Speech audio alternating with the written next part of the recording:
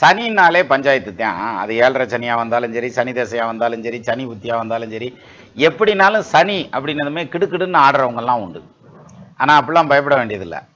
சனி வந்து இப்போ கடக சிம்ம ராசி ஆகட்டும் அல்லது மேச ராசி ஆகட்டும், இதெல்லாம் நீசமாகிறது. இந்த பக்கம் வந்து சிம்ம ராசி கடக ராசிக்கு ஆட்சி உச்சம்லாம் ஆகக்கூடாது. இப்படி நிறைய ரெஸ்ட்ரிக்ஷன் உண்டு. இதில் இந்த மேஷம், கடகம், சிம்மம், கன்னி இந்த 4 ராசிக்கு சார் சனி எங்கே வேணாலும் இருக்கட்டும், யோகம் கொடுக்கறதுக்கு அமைப்பு இருக்கு. எப்போ அந்த யோகத்தை கொடுக்கும் அப்படின்னா அந்த சனி வக்ரமாக இருக்கணும். இவ்வளோதான், சின்ன லாஜிக் தான். இந்த சனி வக்ரமாக இருந்தால் இந்த ராசிக்கு நிச்சயமாக யோகத்தை கொடுக்கும். அது லக்னத்திலேயே இருந்து வக்ரமானாலும் சரி, இல்லை வந்து எந்த இடத்துல இருந்து 8ஆம் இடத்துல இருந்து வக்ரமானா கூட இந்த 4 ராசிக்காரங்களுக்கு நிச்சயமாக யோகத்தை செய்யும்.